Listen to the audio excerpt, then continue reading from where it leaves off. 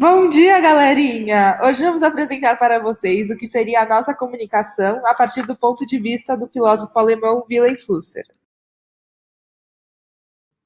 A comunicação humana não é natural, ou seja, não é considerada uma ciência, diferente da comunicação natural de outros animais. Portanto, pode-se chamar o homem de um animal social.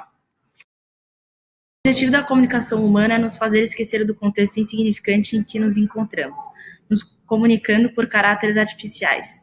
Depois de aprender um código, temos a tendência de esquecer sua artificialidade. Esses códigos, juntos aos símbolos, um aceno com a cabeça, por exemplo, se tornam uma segunda natureza, e o mundo codificado é o que nos faz esquecer o mundo da primeira natureza. Esquecemos, então, do contexto insignificante em que nos encontramos, uma natureza sem significado. O homem comunica-se com os outros não por ser um animal social, um animal político, mas sim porque é um animal solitário incapaz de viver na solidão. E essa comunicação nos faz esquecer a brutal falha de sentido de uma vida condenada à morte. Estamos engajados na comunicação, pois ela é uma tentativa de negar a natureza. Ela tem a tendência de seguir para as situações mais prováveis, para a aglomeração, para as cinzas e a morte eterna.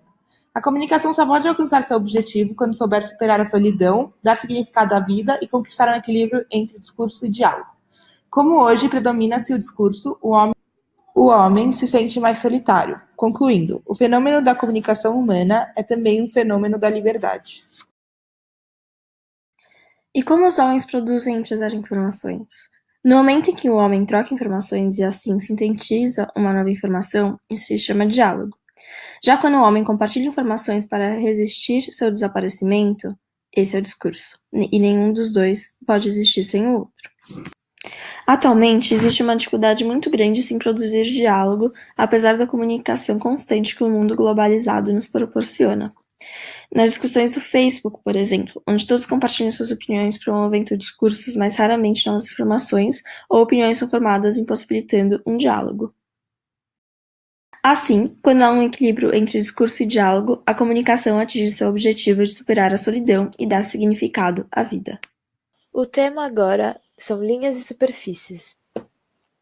As linhas representam o mundo no qual vivemos através de alfabetos, escritas e livros. As superfícies representam o mundo no qual vivemos através de pinturas, fotografias, telas de televisão, telas de cinema, e estão cada vez mais importantes no mundo atual. Qual a diferença entre ler um livro e ler uma pintura? Para captar a mensagem de um livro, é preciso seguir seus textos interpretando-os. Por outro lado, na pintura, pode-se primeiro compreender a mensagem para depois tentar decompor sua estrutura. Assim, o tempo de leitura do livro é mais longo do que o da pintura, porque demora muito mais de escrever por escrito o que alguém viu em uma pintura do que simplesmente vê-la. Analisando a estrutura dos filmes, é possível dizer que ele é uma série de imagens em movimento, mas elas se parecem mais com imagens em movimento de uma cena teatral do que com fotografias em si, e por isso muitas vezes se compara a leitura do filme com a leitura de uma peça. No entanto, essa afirmação é falsa, uma vez que o palco tem 3 dimensões e a tela de cinema apenas 2. A conclusão é: o teatro é a representação do mundo das coisas através das próprias coisas, e o filme é a representação através da projeção das coisas. Usando a pedra como exemplo, qual é a relação entre a pedra que podemos tocar, a sua fotografia e um texto com sua descrição? A foto representa a pedra na forma de imagem, enquanto o texto a representa em forma de discurso linear. Desse modo, podemos afirmar que vivemos em 3 reinos: o reino da experiência imediata, o reino das imagens e o reino dos conceitos. O primeiro pode ser denominado como mundo dos fatos, enquanto os outros 2, mundo da ficção. Agora, como o mundo da ficção se relaciona com os fatos nos dias de hoje? O universo ficcional utiliza de 2 tipos de códigos: os códigos conceituais, que não dependem de um ponto de vista pré-determinado e precisam ser aprendidos conscientemente, e os códigos imagéticos, que dependem de um ponto de vista pré-determinado e não precisam ser aprendidos conscientemente. A mídia imagética se comunica de maneira subjetiva, e sua mensagem é extremamente rica.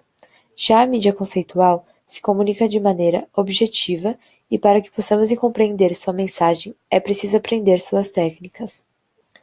Por isso, nossa sociedade pode ser dividida em uma cultura de massa, são aqueles que participam da ficção em superfície, e uma cultura de elite, que são os que participam da ficção linear. Como será a futura civilização?